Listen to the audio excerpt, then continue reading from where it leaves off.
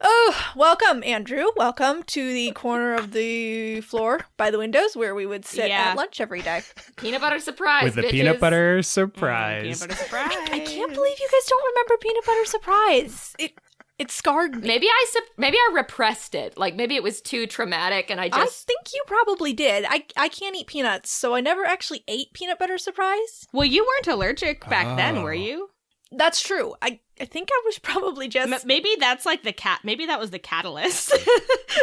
Yeah, it was the catalyst, the peanut butter surprise. Oh, yeah, there you go. Which, as I explained off mic, but I will now explain for the podcast listeners, was when the cooks in our lunchroom would take whatever was left on the cutting board from the other desserts and scoop it into a vat of peanut butter and serve it. Good times. I didn't even eat the school lunch because my doctors were like, you shouldn't eat gluten, you have stomach problems, but it turns out I just have anxiety. I can eat gluten.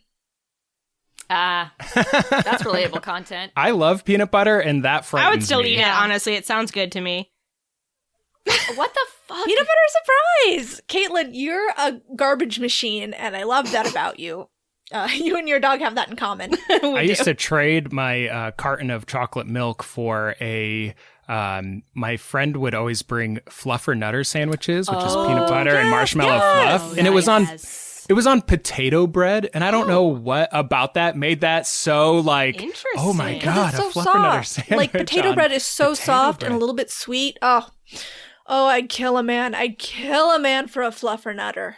It would kill me, but You could do a cashew fluffer nutter, Cat. I could. It would cost a Midas price, but I would do it. But you could do Worth it. You could. Pay the dark price, Catherine. The dark price of Trader Joe's cashew butter, $8. Pay the devil's price for the cashew sandwich, Catherine. It's okay. I've already paid the Trader Joe's dark price for cashew butter. I know this. You're eating it out of the tube right now. It comes in a jar, Andrew. Jar, I'm so sorry. My partner bakes. My partner bakes, and she got marshmallow fluff for a recipe. And I was like, she like turned around from the pantry with it in her hands, and I saw it, and I probably haven't had it since like middle school. And I was just like, what are you holding? I want some right now. And so I had a fluffer nutter sandwich for the first time in like years this past week.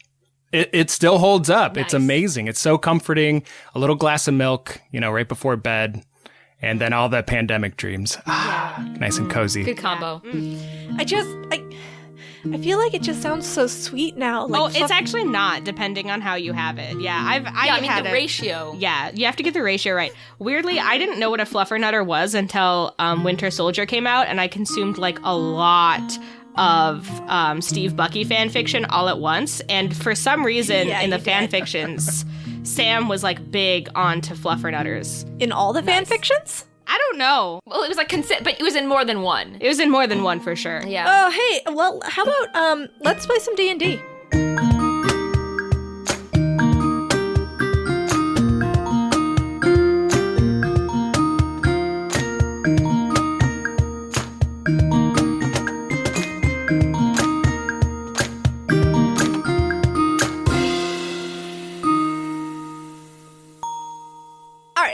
So, last time, Corbin and Slake, you arrived in some bad lands, and when you were bunking down for the night after having a little check-in, emotional check-in, you were rudely awakened by some mysterious quakes and magical explosions, and you went to investigate, only to find a mysterious goth librarian named Rupert, who was fighting a demon. You jumped in and helped him kill the demon, who called him a pretender, and then died. So you took this as a sign that you should definitely follow this guy, and you went back to his house, had some tea, and he told you all about this place you are. He says it's a thin place, a place that is close to the void, and told you that he is carrying on his parents' research, trying to find a way to pierce the veil and enter the void. And then he led you over to his bookshelf. And that is where we are now. Yes, to the bookshelf. Rupert approaches, and after like a few stacks of books knock over, he's just like, here it is. And he picks up a book and he brings it over and he just flips through it a bunch of times and lays it down on the coffee table. And he kind of goes into librarian research mode and pulls out these big circle glasses and like puts them on to do his little vibe. And he says, well, it seems your first-hand experience does match up with many of what is written and perhaps told of the void. There's a few things, though, that need to be understood if you're wanting to get something from there. You see, the void, it's like looking up at the sky at night and seeing stars and being mesmerized not by the blinking lights, but by the dark black that is behind them, between them, even. That is what the void is like. It is as if you are in a space between, something like that which is not. And if you were to go there as a mortal, yes, you would not be able to breathe, so not good, but as long as there's a magical connection, and he's pointing down at these pages, and both pages, there's like one circle on one side and another kind of circle on the other side, and it almost looks like bands connecting them. And he says, and he points at the bands in the middle that are connecting the circles.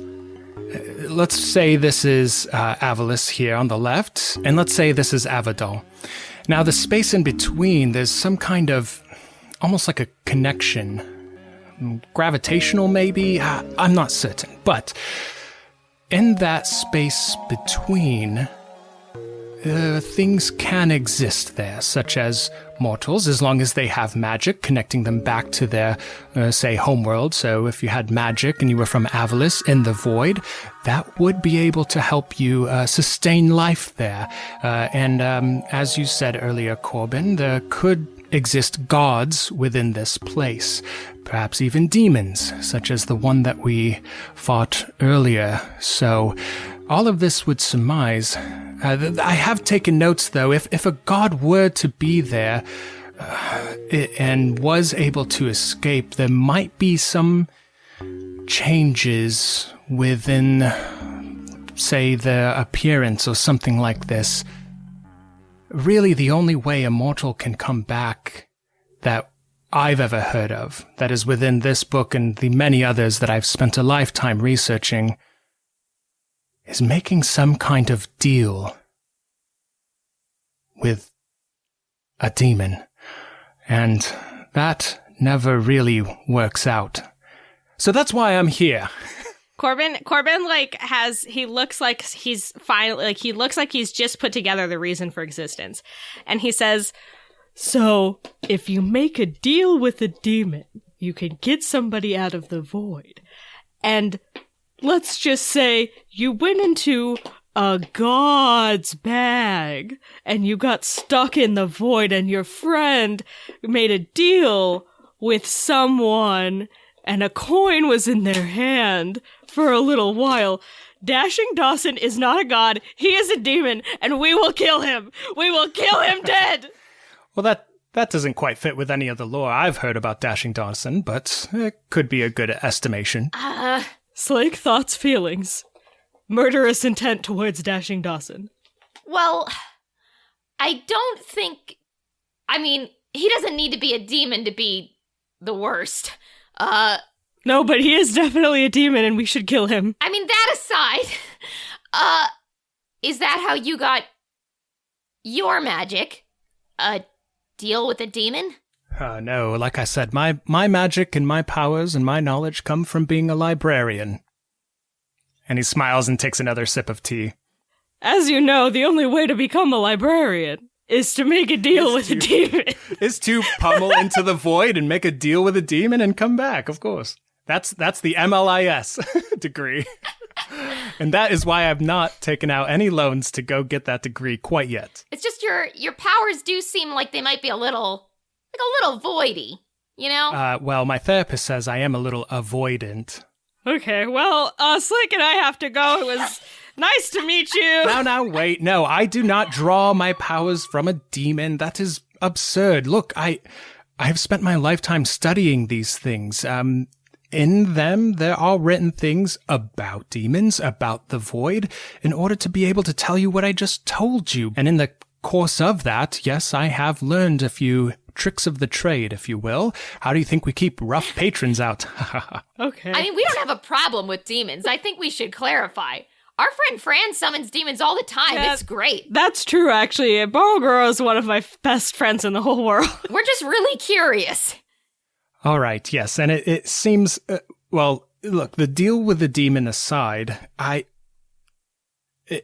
we can't make that deal, correct? We are here in Avalis, right? You'd know better than we would, I guess. Right, so us being on this side, and he points to the circle on the left, trying to get something from here in the middle, well, we'd have to visit a thin place. That is why I have built this cabin here. I have been slowly gathering more and more information and research, and I believe I've discovered a place that we must visit if we are all wanting to get people out of the space in between, or that which is not. Okay, so let's go.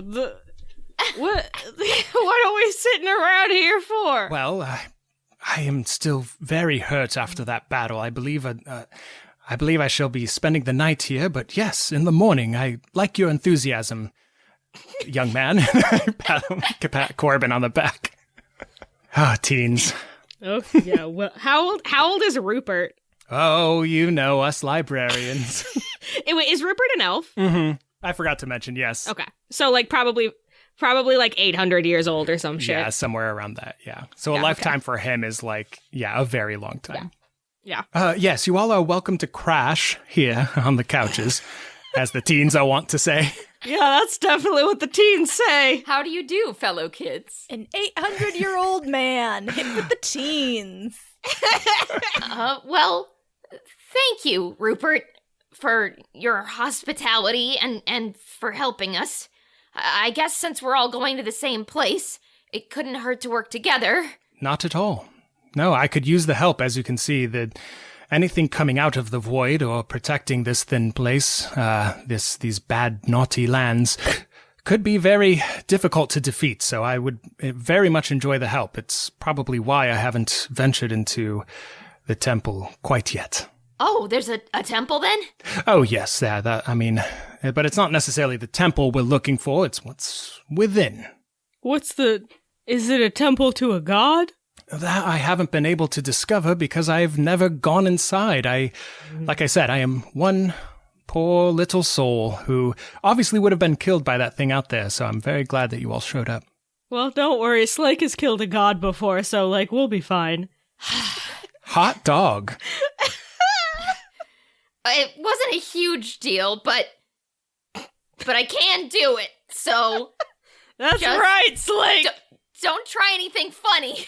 Well, it seems like we will be well protected then. Let us tuck in for the night. All right. So you guys are able to take a long rest, restore those hit points, restore those spell slots. Yay! So overnight, you magically heal up from all of your damage. And I will say, as they're falling asleep, Nyx is kind of curled up by the fire, and I just kind of play like a little lute as they close their little teen eyes. And when the shield was cleft at last, the goddess faced the conquest. His teeth black as volcanic glass, hair gold as his gilded flesh. And there Mary decided what name the war invited on the wall of ancient wood. She named herself Survival.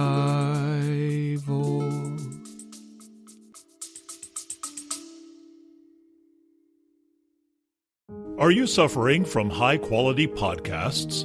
You see, quality podcasts stimulate parts of your brain, leading to an irksome condition called thinking. But suffer no more, my friend. Introducing Discount Storytime's blend of fictional nonsense and rancid gibberish to provide soothing relief. Try Discount Storytime today. Available on most podcast catchers and at discountstorytime.com. Consult your healthcare provider before listening to Discount Storytime. Not intended to treat unicyclitis, pickleball liver, or jittering expectations.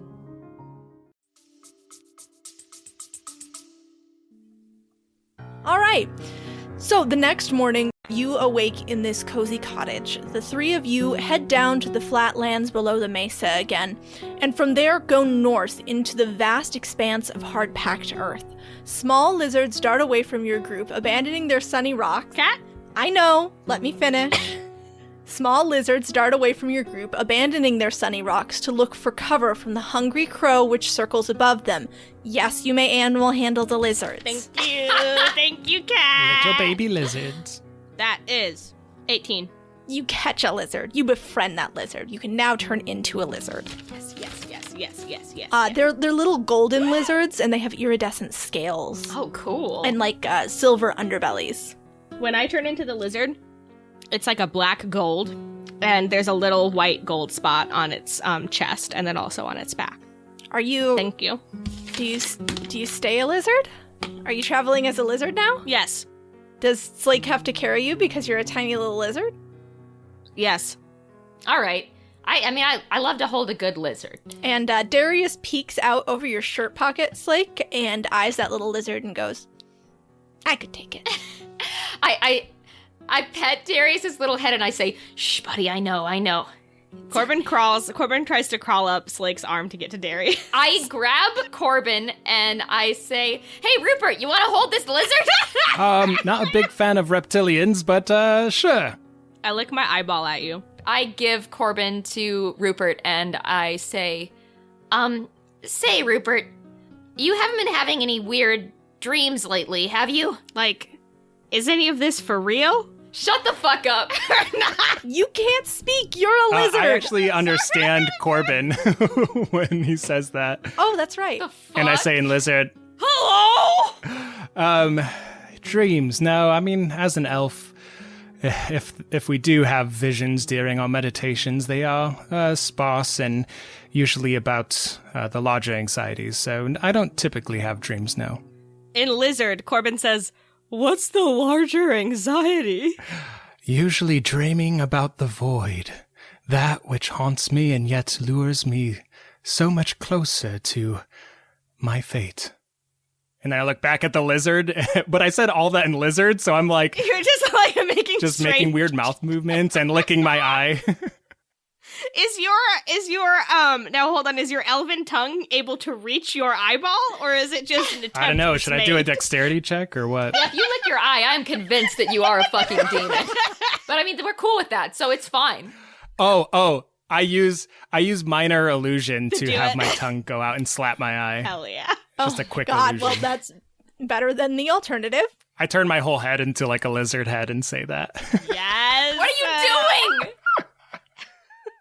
I'm a librarian. Okay, so when you are almost there, it is hard to believe you are almost near anything.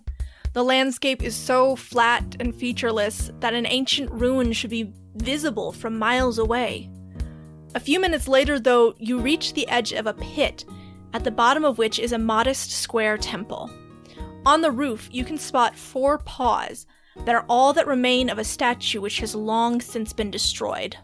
A rope ladder is affixed to the side of the pit, allowing you down to the temple's entrance. Wow, I guess here we are. Yes, this is the temple. I have had little luck entering it, but I believe maybe the demon that we slayed could have been some kind of guardian, so should be safe now. Is that how it showed up? Yup. Okay. Well, I don't know, Corbin, what do you think?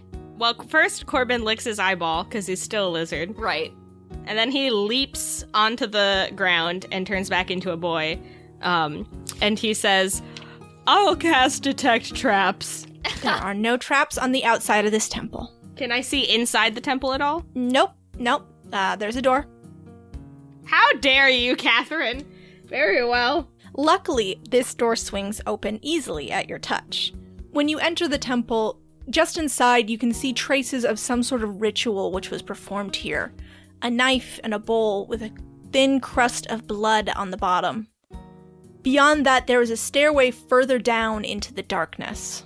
I elbow Rupert and I point to the crusty blood bowl and I say, "That yours?" That is not mine, I promise you. But it seems as if others have made their way here. I was wrong about that. I think maybe they are trying to purposefully summon demons from the void, utilizing the thin veil of this place. Wretched people. How dare they? Yeah, and his fist is as tight as Arthur's. Like, it's on. Like, I would love to see an embroidered shirt that says, like, his fist as tight as Arthur's. It just sounds so... Fist? Yeah. Alright, so, do you head inside? Yeah, I guess why not, right? Yeah, let's go. Tally-ho! Alright, so you head down this stairway. At the bottom of the stairs is a square room with a pedestal in the center.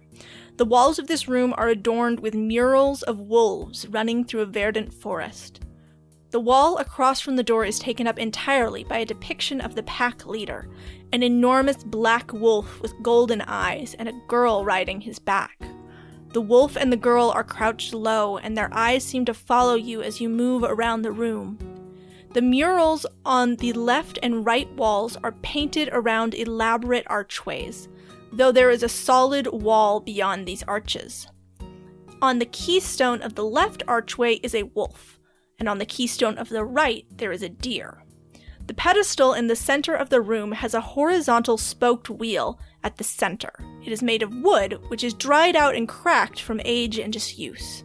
Slumped against the pedestal, there is a dry and aged skeleton, clothed in scraps of black robes, still holding a dull dagger in its bony hand.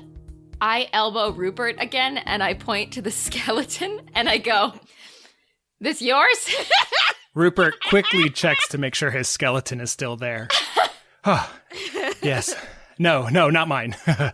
Some poor dreadful fool who tried to conjure more than they could handle, it seems. And Rupert kind of like looks around the place. Perhaps. No. Well, maybe.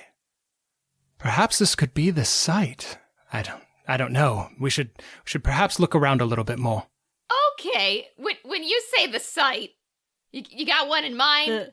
The site of... Well, something must have happened, we don't know what, that made this place so thinly veiled between here and the void.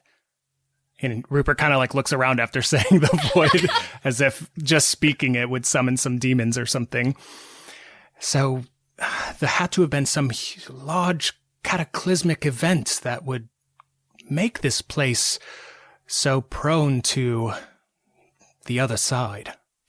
Kat, what do we know of like the big apocalypses that have happened? Make a history check. Let's see, I will also make a history check. Yeah, because Corbin probably hasn't read a single fucking book in his life. Yeah, Fran's not here. What? Natural 1, baby. I sure haven't. I've never fucking read. You don't read 100% of the books you can't read. Yes! Yeah, that's... Slake? Sorry, lads. I got a fucking 4. So apparently I was too busy reading fucking YA and middle grade novels to open a history book. The only literature you received in the Red Caves were whatever was left behind by travelers, and that was mostly YA novels and shoujo manga, so, maybe like the occasional romantic erotica. You did. There was a copy of He Who Comes, A Tale of Lust with Death, that was left behind, but Namavi, your mentor, she confiscated that from you. Damn it. It was just getting spicy. All right. So yeah, you know nothing about history. You know the world has ended several times. You know there's definitely a flood because that was the whole plot point of the last arc. Yes. There was like a big fire too, wasn't there? Yeah, there was a big fire. Yeah. You know that one. Yeah. I bet yeah. there was an earthquake. It's probably an earthquake. I feel like this is an earthquakey kind of place. I'm getting Yeah. earthquakey vibes. Well, and not only because there was maybe an earthquake earlier. Right. I think then I'd like to do an investigation check on the weird wooden wheel thingy. Yeah. Okay. That is gonna be a fucking 5. So You can spin it. You can look at it and you know you can definitely spin that wheel. Oh. all right. The Price is fucking right style. You could just give it a Good old spin. I say to the others, it looks like this wheel can be spun. Good observation. Kat, I'd like to make 2 checks right now. Sure. I do have great wisdom, so we're going to do a wisdom check to see if I can resist spinning the wheel. Wow. okay. Should have And- seen that coming. Oh god, that was a it's an 11. Yes, I am going to grab Corbin before he can go through with spinning this wheel and inevitably ending all of our lives. Okay. This is enough? Corbin says, yeah, you're probably right. And then he goes and he investigates the deer. You said there was a deer mural or something? The keystone of the archway to the right has a carving of a deer. He wants to go investigate that, like, arch/hallway? It's just an arch with a solid wall behind it. Okay, then he wants to go investigate that. Mm-hmm, mm-hmm. And that is 14. 14. Okay. Looking at the deer, it's interesting. The style of carving, it reminds you a lot of the style of art that was very popular on Estra. It looks like it might have been an older predecessor to that style. As for the arch itself, otherwise, you don't really... It's a solid wall behind it, so it's rock. It's stone. You hit it and it hurts your fist. So you said it was a keystone, as in it's the stone at the top of the door? Yes. Okay, got it. And the doors are shut? There is no door. It is just an archway, solid wall behind it. Oh, okay. So that's... Rupert just kind of pontificates as he's walking around the room, kind of like maybe kicking the skeleton a little bit, just making sure it's not a demon. And he comes up to the wolf and he's like, well, weren't there paws on the roof, or like remnants of, that we saw on the way in here? Perhaps this is related to this wolf-riding adventurer here. I elbow Corbin and I say, didn't you have like a wolf friend? Well, this looks like Kaya and Fenrir. Rupert kind of flinches a little bit when you say that. What, you don't like wolves? Oh, no. Oh, yeah. Well, obviously I love dogs and all breeds of such. Just, ugh. What's happening? Let's sit down and talk about our emotions, Rupert. What's going on? I'm sorry that I interrupted here. No, please go on. Is it Kai? Yeah, I've just never been a fan of certain, there's just a lot of mystery shrouding all that, so, yeah. I like to imagine that Rupert is constantly carrying around, like, a little mug, and every time somebody asks him a question, he just takes a sip. That's absolutely happening. Full spit take. He's got a canteen full of tea. Yeah. Okay, so then Corbin says, so that's Kai and Fenrir, and Sir Nunes, over there. Where is my heritage? Yeah, you're right. There's no crow. Yeah. You could maybe make another history check if you want to deduce the answer. 5.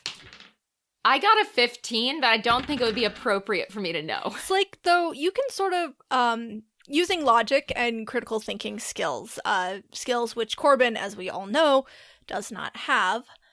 He does not have the brain cell today. No. He lost it in the war. You sort of remember things that Fran and Corbin have told you, and that in antiquity, before their island got taken up into the sky, the wolves and the crow and the deer were all enemies. Okay. Did the deer and the wolves, like, did they make a pact before maybe the crows came into it? That you don't know. Okay. The other thing I want to know about is, like, how much do we people of Avalis in general know about Kai? You know very little. Because you haven't had, as we've just established, a lot of history reading, you probably haven't heard about her before all of this. She's mentioned in stories about other gods, but there's very little actual knowledge about her or her mythology or what she was even the god of, or it's really the myth of her raising an island into the sky is known, but that's told as a myth. It's not really part of the religion. So I'm gonna say to Rupert, Rupert, what do you know about Kai? Something about... I think she was like something with water, a lot of water, which is strange because we're now in a desert. I don't know. That's kind of why I came here. I don't really like the rain. Built up my little cottage here and, you know, it's nice and simple out here in the wilderness. But yeah, I think maybe has something to do with water. I don't know. Okay. Because you seemed like, you know, kind of upset when you saw that it was a depiction of Kai. Yeah, I mean, it was just surprising. It was alarming, seeing something of her. I mean, the libraries have tried to research things about her for centuries. And here we have a giant mural of her. I'm just shocked. Very shocked. Rupert, I know a noise of disgust when I hear one. Let me tell you. I think I accidentally got some crow tea. That might have been it. Suspicions abound. What do you guys want to do? Rupert would like to investigate the body that had black robes. Were they near the wheel or something? Yes, they're slumped up against the pedestal by the wheel. Yeah. All right, yeah, he's going to investigate that. The hell out of that with... Fuck. This temple has cursed us. I rolled a 2 plus 7. None of us know shit about anything. Rupert, And I'm a librarian. you discover that this is a person. They died. Fuck! This bad person, this wretched person died here. Haha. Defeated. Oh shit, I thought they were still alive, maybe. Nope, see how the teeth chatter when you go... Oh yes, I see now. You're right. It's a good sign of no mortal life left. Well, I'm glad we figured that out. You're welcome. I guess I will investigate the skeleton because I haven't done that. And maybe someone else can look at the fucking wheel because I'm too goddamn dumb to learn spins. about wheels. Corbin will look at the wheel. All right, we're switching. Okay. I got a 2, so Corbin doesn't know anything about the wheel. All right, well, here's this. What's a wheel? So, investigation check on this skeleton. I got 16. Please Christ, do I learn any information? Yes, looking at this skeleton, you see it has a lot of broken bones. It doesn't look like these bones were broken after it was dead either. However this person died, it was very painful. Great, I say to the others. Okay, so it looks like there's a lot of broken bones on this skeleton. I'm guessing that when we turn the wheel, if we turn the wheel, something not super great is going to happen. I'm closer than I've ever been before. And Rupert makes eyes at both Slake, like really quickly, and then back at Corbin, and then he just reaches his hand out and he spins the wheel just Oh my god. Price is Right style. No!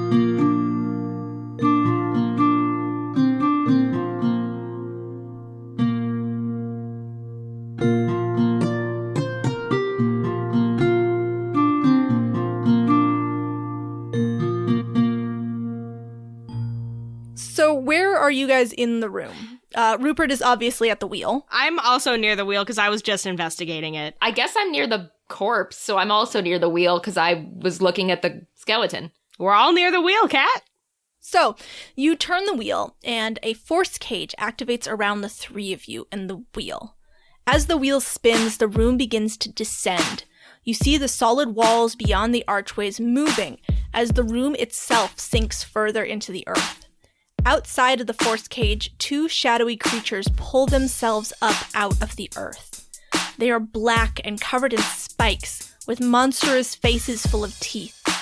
They pace around the outside of the cage, but are unable to get through the solid walls of force around you. Seems like you made a good choice, all being inside the cage. I love this vivid storytelling. Well, I'm glad that worked out. And finger guns from Rupert. The room locks into place after a minute, and there is now darkness beyond the archways to the left and the right. The doorway you came in is now a solid wall beyond its arch. The demons cackle and slip out the two newly appeared doors, vanishing into the side rooms. Wow, that was awesome. How exciting, exhilarating, really. There's a demon in each side room. Mm-hmm. So, Rupert, you've read a lot of books about the void. You got any hot demon killing tips? Would that be a history check on the demons? Let's call it an Arcana check. You got it, dude. Nice. 17 plus 7, 24. Boom. You know they are very resistant to attacks which are not magical. Yeah, we're gonna want to really pile on the magical attacks with these fellas. Okay. As for the names of them, nope, it slips my mind. Like a demon slipping into the void. Okay, well, I guess we'll just ask him when we meet him. Oh, I should have mentioned, the force cage around you dissipates once the room locks into place. Okay. Well, that's good. Yeah, you aren't trapped there. Though that would be fun too. For me. So which should it be, the wolf or the deer? Predator or the prey? Well, friends, guardian god was the deer, Sir Nunes, so maybe that one? Corbin looks at Slake. I mean, I guess we might as well start somewhere. All right. Okay, you enter through the right archway and the door behind you shuts as soon as the three of you are inside. And in front of you are the bars of a cage, through which you can see a deer. You are in a small room inside this cage door, and you can see that there are others in cages as well. Wolves. But they're not real. Just like the deer is also not real. They're constructs. Then the cage door creaks open and the deer takes off down the hallway. The wolves surge past you, giving chase. So their doors must open too? Yes. Okay, so this is happening right now. Yes. Shall we follow? I guess. Should we try and stop the wolves? Well, they're not real, Let's at least see how it ends. Yeah, but... Perhaps. so... all right. So we give chase, I guess? So you guys sort of follow at a distance, or do you try and catch up? Let's catch up, right? I think let's try to catch up, yeah. All right, please make an athletics check. That's a nat 20. Fucking wasted. But I'm athletic as hell. I got a 13. Rupert, the old librarian, got a 12. Okay, Corbin, you immediately feel at home in this wild chase. Yeah, I'm ready for it. And you just take off after this deer, and it brings back memories of training exercises you used to do in the forest where you would chase deer. You and the crows and the wolves, you'd all chase down a deer, and whoever would catch it first would get a prize. get to have the first bite of its juicy flesh. No, you didn't eat them. But you get close to the deer, and then around you, the wolves begin to lunge at the deer. And one of them sinks its teeth into the flesh of the construct, and the deer goes down. And then you feel pretty bad suddenly, as a wave of force hits you, and all three of you blink, and you are back in the cage, looking at the deer construct. Wait, we're in the cage? Yes, right back where you started. And you glance above you and see that there are 3 lights above the cage, and one of them has gone out. Oh. Okay, so we gotta save this plasma deer. Yes, it appears we only have 2 more tries to do it, and do it right. Okay. Cat, can we touch them? Yeah. Okay. The cage door opens again, and the wolves take off after the deer. Can Rupert cast Hold Person on one of the wolves? Yeah. All right, he does so. The wolf is held. Ooh. How many wolves are there? There are 5. I want to turn into a giant boar cat. Oh, okay. All right. I'm just gonna run with the wolves and try and body check them all a bunch. I'd like to, if I could ride Corbin, and then at the end, I could jump off and try and pick up the deer. Hell yeah. All right, Corbin. So first, Corbin, please make an athletics check. Okay. 19. All right. Yes, you are able to surge past the deer with your burst of wild energy. Slake. Well, I think what I'd like to do, is I'd like to dismount Corbin, and I just want to pick that deer right up in my arms. Yeah. All right, why don't you make me an athletics check as well? You know, normally I'm good at this. Normally I'm good at athletics, but that's a fucking 10. So Slake, you try and heroically leap from Corbin's charging back, and you just beef it. Your foot lands wrong, your ankle rolls under you, and you just eat shit. You go down. You just eat shit. Can I try to like lift the deer up in my tusks and carry it away? Why don't you make an attack roll for me? Shit. Well, I okay. have to gore this deer. I hope I don't accidentally kill the fucking deer. 14.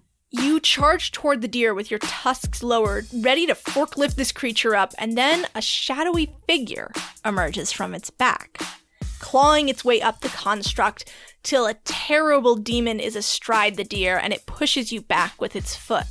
Let's roll initiative. Okay. Fuck. 15 for Rupert. 12. 14. So you guys, there is a demon. It is on deer back. There are wolves around you. So wait, is it still on the deer back, or is it like outside of... Is it riding the deer? Oh, yes. Okay, that's kind of cute. Yeah, it's riding the deer. That's a little cute. Yeah, it's cute. And it's also Rupert's turn. Yeah, I'm going to Eldritch Blast this demon right back to the void from which it came. So, all right, there we go. So it's a critical hit because it's a 19, and the fighter trait carries over to when spells are attacks because it's all attacks. Noise. Yeah. 2 Eldritch Blasts erupt from my electronic hands. So that's 21 points of damage total. Ouch. It is really not a huge fan of that. In fact, it dislikes it. If this damage was a person, it could drink. A very mature damage. Very mature damage. Slake, you are up. You are also on the ground. So yes, I'm going to use my only magical weapon, the Rapier of Wounding, which I received from Zeroth. So I will go ahead and get up off the ground. Does that take any of my... I think it would take half your movement. So we'll save the barbed devil. Well, now you know that's what it's called. The demon has not gotten too far away from you yet. You can catch up to it. Okay, cool. So that is gonna be... Ooh, hell yeah. Over 20. Over 20. Ooh, that'll hit. All right, cool. And then let's see what we got. 6 damage for my first attack. Mm-hmm. And then the second one, I rolled 19. That'll hit. Cool. And that'll be 7 damage. Okay. And because that hit twice, and it has got that magical property to it, Yes. at the start of each of the wounded creature's turn, it's going to take 1d4 necrotic damage for each time I've wounded it, which will be twice. But it can make a DC 15 Constitution saving throw to end the effect. Okay. See, I put the d4s and I will roll. Nice. They're right here. They're visible. Don't let me forget. Yeah, I'll yell at you. Well, thank you. It is now the demon's turn, so actually, you don't need to. Okay, it will take 7 damage of wounding. Rock and roll. Rock and roll. And it is going to hurl itself from the back of the deer and just fling itself at you, Slake. And it will attack 3 times. 20, but not natural on one of those attacks. That'll hit. One of them is a 19, and the other is a 10. Okay, 2 of those will hit.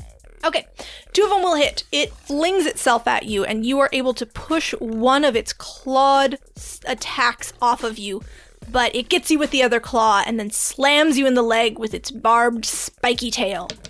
And it is going to do 6 plus another 13, 19. 19. Numbers. I know them. You know I love them. Meanwhile, the deer is still running away. Corbin, you are up. You are a boar. Okay. So I'm gonna try something, and it might not work, and if it doesn't work, I've wasted my spell. My single 5th level spell slot. But I hope it does work. That you can't cast as a boar. I know, I turned back into a human. How boring. I'm going to cast planar, thank you. Planar binding on the demon. Interesting. The demon has to make a charisma saving throw. All right, that is a cool 5. So the demon is bound to me now. But there are very specific rules for this. A bound creature must follow your instructions to the best of its ability. I might command the creature to accompany me on an adventure, guard a location, deliver a message, blah, blah, blah, blah, blah. The creature obeys the letter of your instructions, but if the creature is hostile to you, it strives to twist your words to achieve its own objectives. Oh, monkey paw. Yes. All right, well, now you have a demon friend who is friends with you against its will. Yes. Yay! So that's exciting. So this demon stops in its track as it is wrestling Slake, and it turns and looks at you very slowly, Corbin, with just absolute rage on its face. Corbin points at it and is like, Corbin, what did you do? I bound it to my service. You can do that? Yeah, only once. Yeah, you found it in one of Rupert's books overnight. Amazing. Yeah, I stayed up reading last night, Rupert's library. Anyways, the mystery is solved now. I do know how to read. I just like a cut back to like you staying up late, like finding my little silver case of Elvenweed cigarettes and like burning through all of them and just being like, I can do anything. And then I learned this spell. Okay. So you bound a demon to you. It's bound for 24 hours. Hello, demon. It hisses. It's really mad, so it definitely doesn't. We have to be really careful what we tell it to do, because it will try and fuck us up. But technically, it does have to do what we tell it. Would it be safer then if we asked it to go back to the void? I don't know. I've never had a demon friend before. This is kind of exciting. I mean, I'm a little excited. Yeah, I kind of want to play with it. While you are contemplating this, ahead of you, the deer is taken down by the wolves, which surged ahead of you. Oh, come on. Oh, shit. Yeah, you forgot about that. Okay. And you, in a blink, are back in the cage, and 2 of the lights are out, and the demon is also in the cage with you, and it looks very upset about that. Corbin. Good work, young lad. Thank you.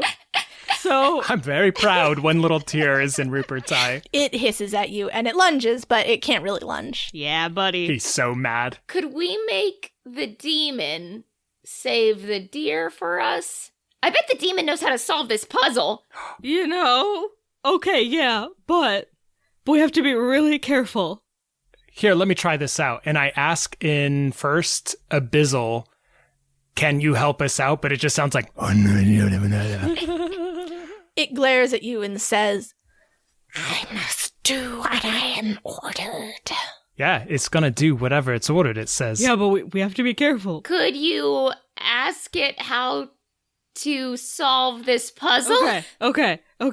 I turn to the demon and I say, tell me how to solve this room puzzle in such a way where none of us die or are injured at all. It glares. It doesn't like that wording. Yeah, but it doesn't. And then it looks at Rupert and says, you have to be the hunter. Take down the prey. Oh, it has just told me that we must hunt down the deer ourselves. Didn't see that one coming. Very intriguing. Okay, well, Kind of dark, but all right. it is dark. So who wants to kill the deer? Rupert was slowly lifting his hand. Like, I guess. Go at it, Rupert. And he uses minor illusion to conjure Nyx beside him as if a hunting companion. Aww. And Rupert starts sprinting towards the deer. All right, make an attack roll, Rupert. Actually, first make an athletics check to Oh, do no. your... Oh, these old bones. Hey, 17. Noise. You are able to chase down this deer. Now, please make an attack roll. 17 total. Okay, yeah, you hit it. Roll damage. Ooh, nice. So that's 10 points of damage total. Ooh, nice. You get it in one shot. The wolves around you slow and come to a stop as the deer collapses and then vanishes in a puff of white smoke. The wolves do the same, disappearing in front of your eyes. Oh, I did it.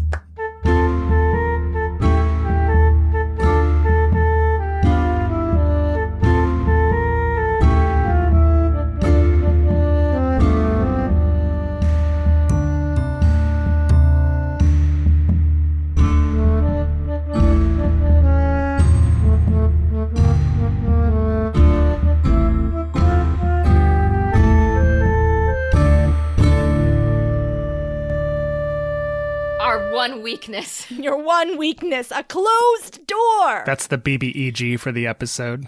Door. AC 320. Listen, we're making jokes, but truly, their one weakness is a locked door. Yep. Yeah, we struggle with doors. And then in our other party, we no knock and have a rogue. We didn't do it very smart.